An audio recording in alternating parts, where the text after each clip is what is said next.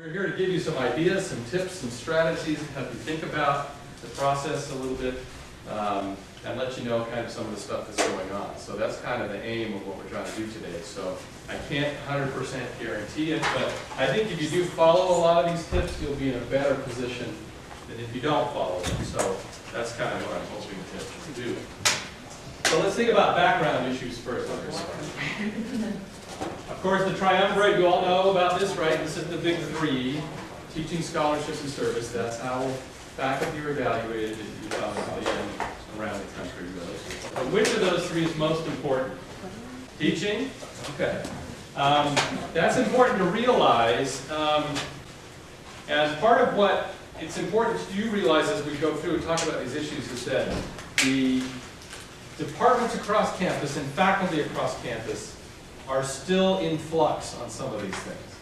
Despite the fact that we've been pretty consistent for the past several years, despite the fact that there's new policies that clarify this and procedures and guidelines, individual departments, you may have people whose heads are stuck in 10 years ago, okay? And so you need to just be aware of that as you're thinking about some of these things. That doesn't mean you can't work with them and that you can't find ways to frame what you do in the new context. But you just have to be aware that that's part of what we're dealing with. So don't ignore the other two, very important. Teaching is the biggest chunk of your evaluation. In fact, according to the President's White Paper, which I don't know if you've read, it should be approximately or more than 50% of the weight for your tenure and your promotion. Okay, that's big.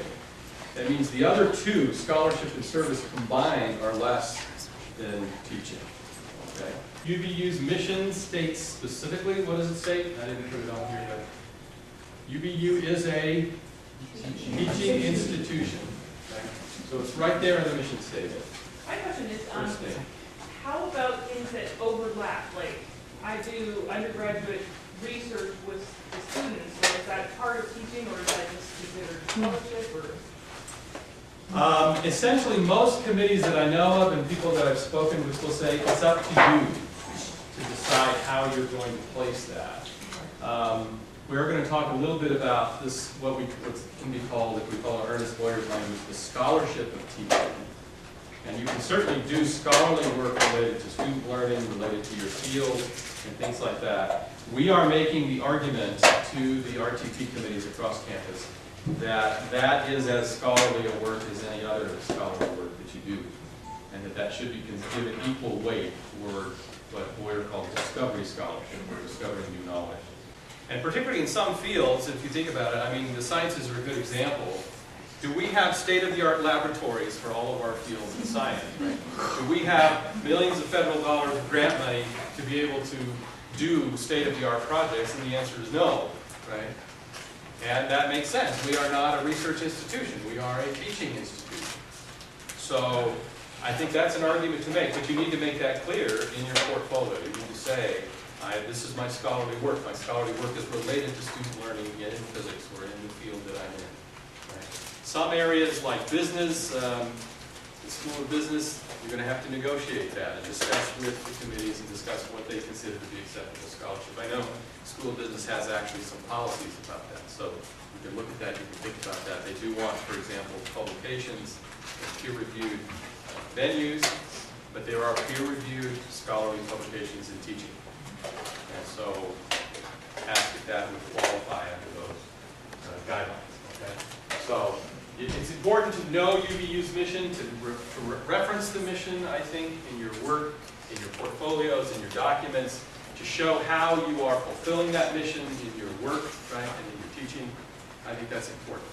So you need to pay attention to some of those contextual factors there.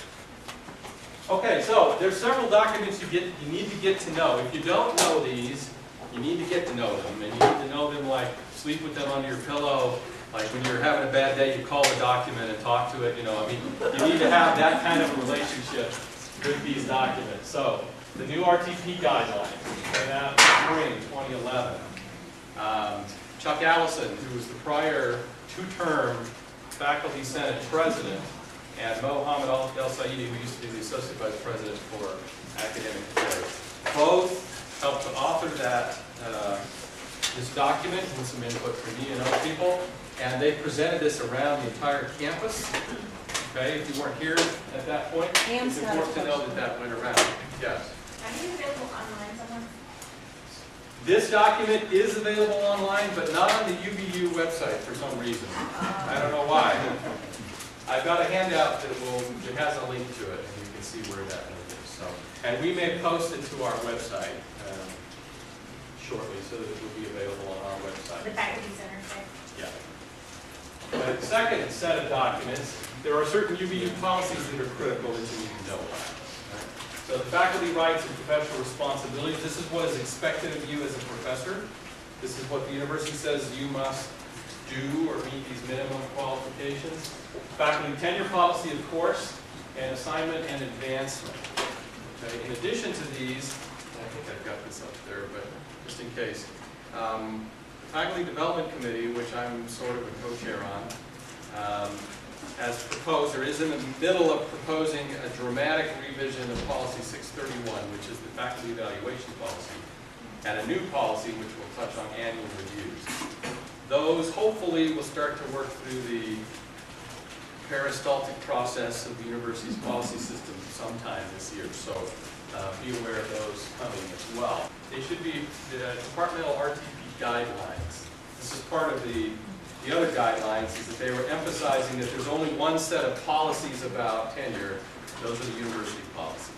But each department has its own guidelines about how they interpret those policies. Does that make sense? So your department should have a set of documents that are related to how RTP issues are viewed and evaluated within your own area. And you need to know what those are.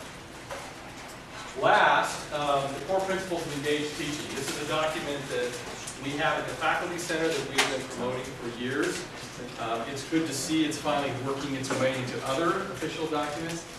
The core principles are mentioned in the UVU RTP guidelines.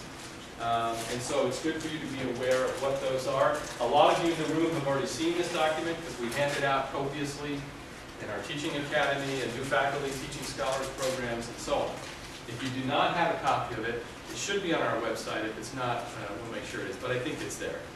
So you should be able to go to our website and find that document and be aware of it. What this essentially does, this document essentially describes a set of core principles that are part of what we consider to be engaged teaching in UVU across all disciplines. Now, there is no specific technique or pedagogy that you say can be applied everywhere by everybody, right? Because the actual methods you use are going to vary by your personality, your class size, your content, all of that stuff, course level. All of those things affect which methods you use. But there are certain principles that are true regardless of any of those factors. And that you can use to think about your class, you can use to think about your teaching. And you can imagine how this document especially might be helpful when you're writing your teaching statement for your portfolio. Right? So that type of thing is very helpful when you think about that. And as you're approaching that. Also these other documents. So these need to be your bosom friends, folks you hang out with on a late Friday night. So just get really used to them, okay? And this is a lot of writing, so I don't know if you want me to read it, but these are examples from the RTP guidelines. I just want to show you that I'm not just making this stuff up, right? It's not just in my head. So, departmental RTP criteria should reflect the goals of the department and college and the mission of the university. Since UVU is a teaching institution, RTP criteria should make it clear that teaching is the most important responsibility of each faculty. This is important because if you're doing really well on your teaching and maybe not so well in other areas, then especially at your midterm review, you need to make that point clear. I am doing, the biggest bulk of what is most important is something that I am good at. So this is right out of the RTP guidelines. One of the problems that exists across campus, part of the reason we're doing the trainings, is that a lot of departments don't know how to evaluate good teaching.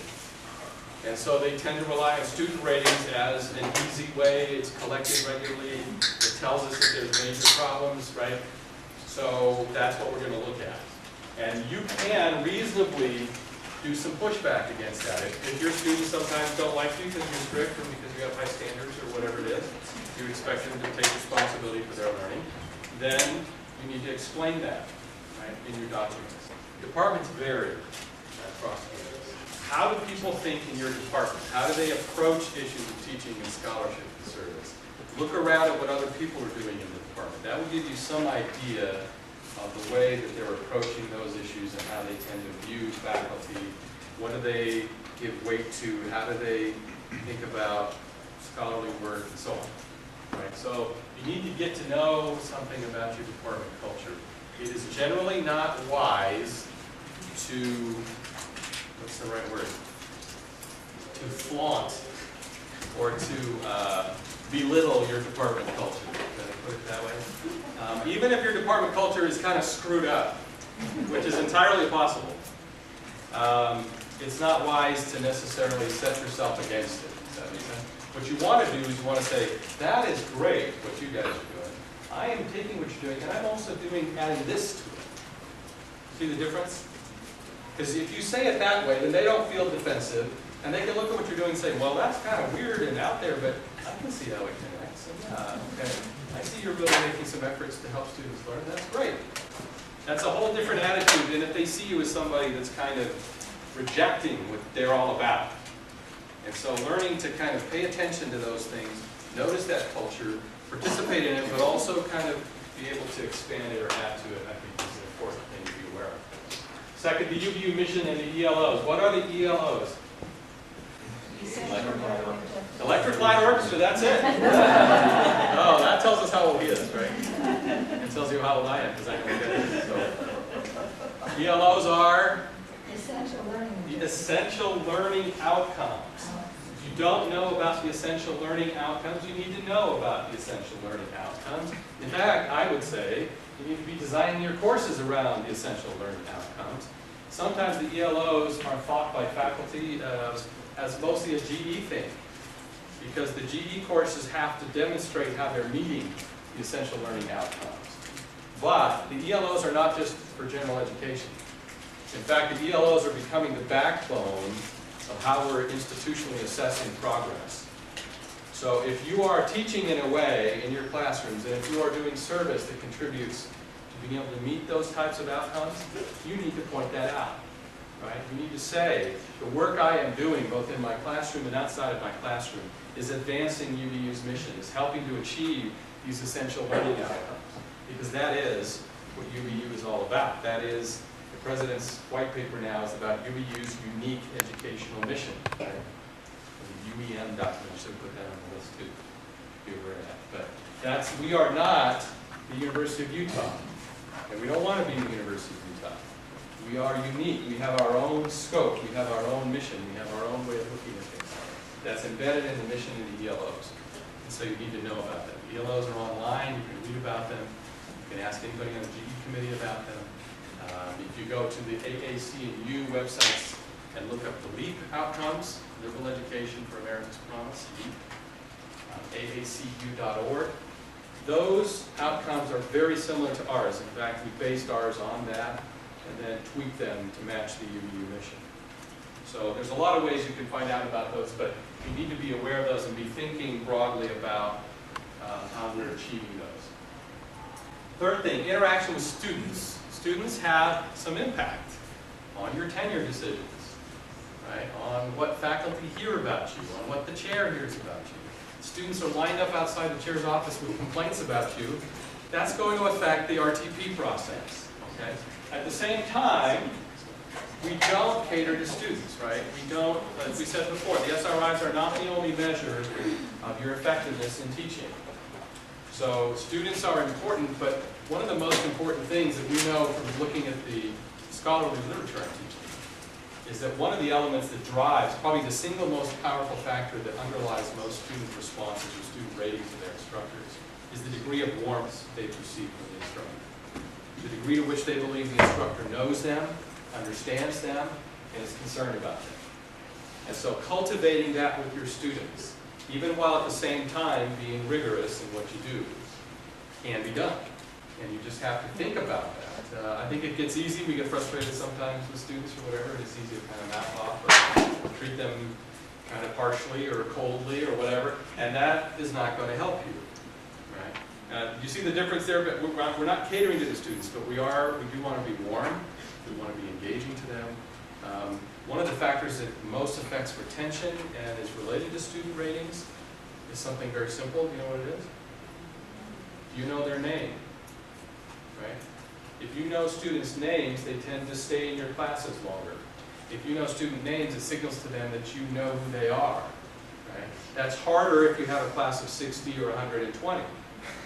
But there are ways you can try and work that. There are some things you can do to try and help with that, right?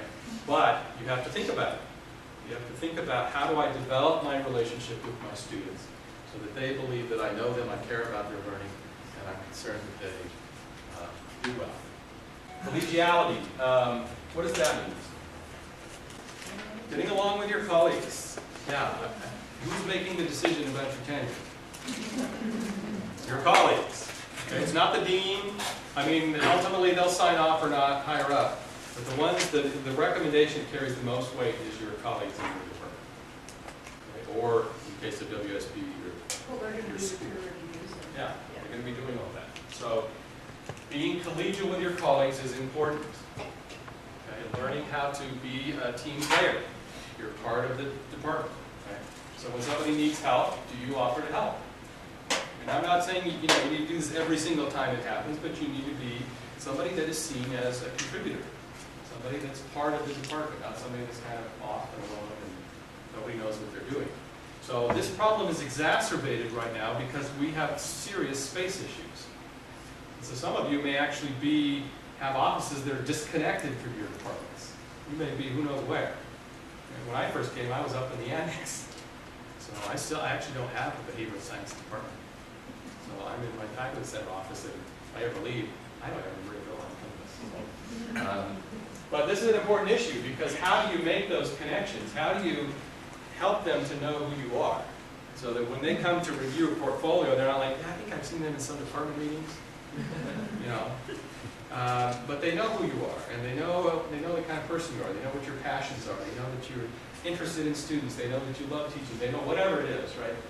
They need to know that. So they're looking at a person, not just at paper when they're looking at your portfolio. So being collegial with your faculty members and thinking about, how do I develop that relationship with them just like I develop it with my students. Okay?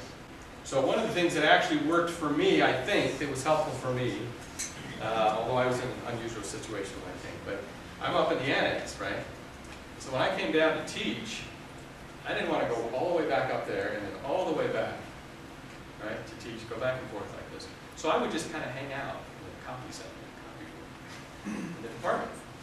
And I'd meet my colleagues, and I'd talk to them, and I'd ask for their opinions on things. So I'd say, think about this, what do you think? And build these relationships with them. And so when they had to look at me, they were like, oh yeah, he's a great guy, he's helpful, he's helped us out, and done guest teaching when we were gone or when we were sick, or he's helped with projects in the department, and right? So even though I'm way up here, they had a sense of relationship with me. And so you need to think about that. You need to give that some definite weight in what you do. Now this is a little bit tricky, but this is the general recommendation. Do not put yourself in a position of risk. What that means is, do not volunteer to be in a position where you could be a little of controversy or generate really harsh feelings. Sometimes departments need a chair. Sometimes they'll ask somebody who's an assistant professor, would you step into that? I would generally recommend you say no, right? If you're in a chair position, if you're in an assistant chair position, if you're in a committee chair, right? Anytime you're making decisions that are affecting other people, or you are controlling resources that they need, and you may give it to this person instead of that person. Well, maybe that person's going to be on the RTP committee. They may not forget that. Now, that's not supposed to be part of their consideration. But we all know that biases creep into the way we interpret things, the way we look at data. Right? So it's generally wise not to put yourself in a position like that where you are going to be. Now, a committee member that's helping or working on something, that's not in that type of position. Right? Somebody that's helping work on a project in the department, that's fine. But if you're in a position where somebody could really strongly object to decisions you made that affected them, that's the risky position. Does that make sense to everybody? But it's just generally, you want to really think hard about it. Sometimes people say, well, I am a really good manager, I think I could do this. It's up to you, right? But you need to think about it, at least. Give that some thought. There should be annual reviews of everybody. You should be getting an annual review, at least from your chair. There should be a report that goes with that, a written report or a letter that should be available. You need to save those. You need to back those up. Right? So if your computer gets fried or you dropped it in a puddle or something and that's the only place it was, then you need to have copies of those. In-class observations, you want to have regular, especially coming up through your third year and even beyond that, you want to have regular peers looking at what you're doing.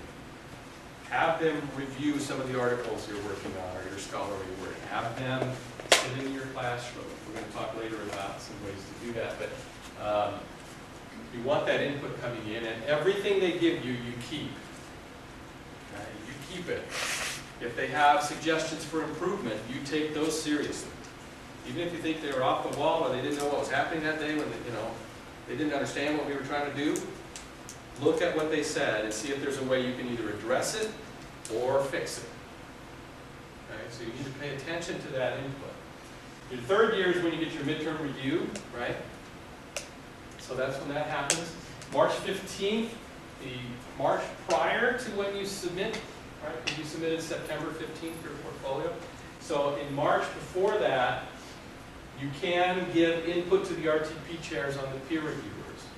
So the RTP committee is supposed to have specific summative reviewers to look and help make a decision about whether they continue your contract, whether they grant you tenure later. So you have the right in March to ask the RTP chair or to say to them, I'd like to have these people be my peer evaluators. Right? Now they don't have to accept your entire list. Most of the time what they'll do is they'll accept one or two of them and they may add somebody else to them, one or two people. Okay?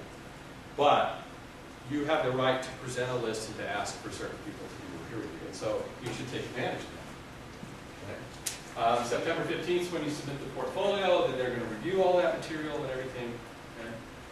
Okay? In your sixth year, September 15th, that's when you submit your portfolio for tenure. And again, you can ask for the peer reviewers in March, so do that in March, put that on your calendar, right? If you get a negative outcome, you do need to know that you can appeal. You don't have to automatically accept the outcome. Now, this comes down to a judgment question in part. Part of the reason I'm at UVU is that they actually, I got tenure where I was before, but I didn't want to stay there. So I came here. And so sometimes, even if you appeal and if you think you could win, you still need to ask yourself, then do I want to live with the people that lost this decision, right? If you do, that's fine. Appeal it. If you don't, then make sure the annual reviews happen. One of the things that I see all the time across campus, and I've sat on campus-wide, one of the things you see is that sometimes chairs get busy. They get busy, they get a lot going on, they're supposed to do the annual review, they know they're supposed to do the annual review, but, it kind of slips out, it doesn't get done. So that's partly your job. It's partly your job to say to them, I didn't get a review from you so far, could you please get one done? Right, they'll usually ask you for a copy of your current vita, maybe a summary of what you've been doing. Right, they may ask for other materials, they may come see your class, but they need to write you a letter or something. The reason you need that is if those reviews are good, you got to have those in your portfolio. That way, if somebody does raise any concerns later on about whatever, you have a track record, and it's documented. Right? Make sure your peers see you teach. Okay, so solicit their advice. If you're struggling with a problem in class, go to your peers and ask, what have you done in this situation? Right? Have you ever had this situation before? I've been thinking about this and this. Which do you think might work better? Okay? Even if you really may or may not take their advice, the very fact that you're going to them, you're talking to them, you're building that relationship, they know you're serious about your teaching, they know you want to improve, right? Do that. Does it matter if it's untenured peers or tenured peers? Because it seems like we untenured people try to take care of each other. And I don't know if it makes a difference, because we may have asked tenured peers to come observe, but maybe it's not a priority for them, whereas the rest of us who are untenured didn't know we need this. So does it make a difference? I think it's helpful to have a mix. Okay. And in fact, this goes under, I have a slide later called sneaky technique. Okay. One of those one of those is that some of the peers you go to are on the RTP committee. They're not just tenured peers. And the RTP committee will change by the time you're going for tenure, but they talk to each other and there's continuity. So new people come in, other people are still there, you know, and they hear what other people have said and so on. So that's one of the sneaky things, is make sure some of the people you're asking for advice are on the RTP. Ask them for input on your scholarly work, right? If you have anybody in your department that's doing anything closely related to what you're doing, go to them, get ideas about where you might publish, ask them, tell them, I'm thinking about doing a research project like this, or have them read your, you know, even if you give them a manuscript to read and they never read it, and they run out of time, sorry, I didn't have time, they know you asked for input, right? They remember that. They know you were open to new ideas and their feedback. That's important. Okay? So, do ask for input on what you're doing in your scholarly work. Service, most departments do not expect a high degree of service from people, especially up through their third midterm review. Right? The reason is you're trying to get your feet under you, you're trying to get your classes settled, we know that. We know you're trying to get your scholarly work set up. We're aware of that. Okay?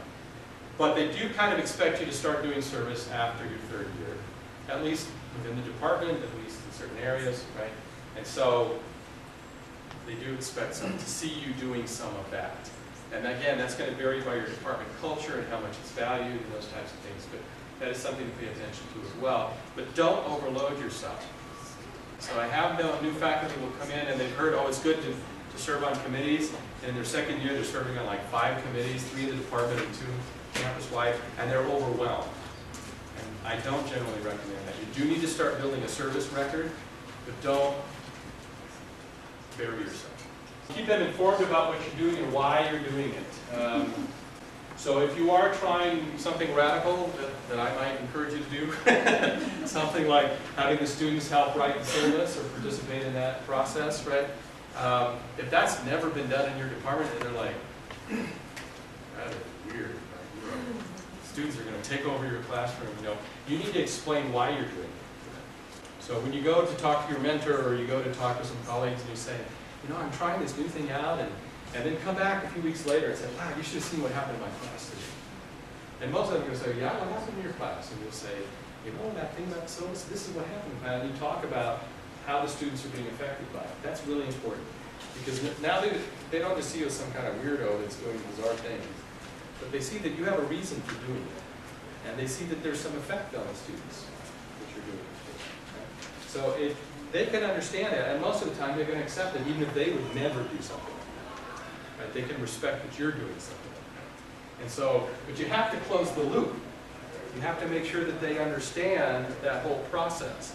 Otherwise, they just see it as foreign, and they don't understand it because they're not thinking that. If they're thinking the traditional, you know, the job of the professors is to get out, do 100% content, and do PowerPoints and graphs, and just spit stuff out, then if you're doing stuff that varies from that, which we hope you're doing, you need to help them understand. Okay, here's the sneaky approaches. A lot of these have to do with students. So use a SCOT. Does everybody know what a SCOT is? Should I say this? Who doesn't know what a SCOT is? Wow. Who doesn't want to admit they don't know what a SCOT is? Okay, so use a SCOT, right? SCOTs can provide you formative information. SCOTs and SRIs go together really well in several ways. One way is if you notice kind of a consistent type of comment on your SRI. So the students are complaining about X or Y. Then don't just blow it off and say, oh, this is I don't know what they're talking about. Think about maybe they have a point, especially if it's coming up repeatedly, right? It didn't just happen once, it's coming up repeatedly. Because the committee's going to see that too. So then you ask for a SCOT and you say, I'm concerned about this. Help, and you work with the SCOT to figure out a way you can get information from the students, either through a focus group or through a classroom observation, they take you in class or whatever, about that issue, so that you can get a better grip on it from the student side and figure out what's going on so that you can work on it. Right? Now that process is important for your teaching. It should also improve your student ratings over time. Right? And you need to document it. So that when you're doing your portfolio, you say, I noticed this was happening in my student ratings. I had a Scott come in, I learned this, and these are the changes I made. That shows that you're thoughtful about your teaching, that shows that you are considered, you are concerned about the student learning, right? All of those things. So having that Scott there to give you that feedback can be really, really useful and important. The Scott reports, we do not release those. We consider those confidential. We will release them only if you authorize us to do so. But most of the time what happens is faculty who choose to do so, you can take the Scott report and put it into your portfolio. That's up to you. It's yours. But we do not release anything to anybody without your permission. Second, make sure your SRIs or yourselves have high response rates. Okay? We hit a milestone with the new SRIs last year. We hit an overall campus average response rate of 30%. Okay? Now, we may be making some further changes to the system in the near future. You'll hear about those. One of those may be kind of a system that's similar to the University of Utah, where students can't see their grades until they either complete their SRIs or they waive them off or just deny doing them, say they don't want to. But until that's fully in place and implemented, I don't know if that'll go into effect this fall or not. You can do several things to try and improve your response rate. It's important to have a good response rate because if the rate's too low, then you can't conclude anything about it. Yeah. I mean, 30% of 30 students, right? That's 9 people are deciding. And usually the ones that do choose are the ones that are really pissed off at you. Right? They're the ones that want to get on there and write comments about you. So you know the committee's going to be looking at the data. So at least give them a representative sample of the data. Okay? Let me give you a couple of examples. Would that help? Would you like some ideas, things you could do? Even if it does go into effect this fall. Mohammed El-Saidi, one thing he did is he gave pop quizzes throughout the semester. Just short quizzes, they're only worth 5 points, bam, bam, bam, bam.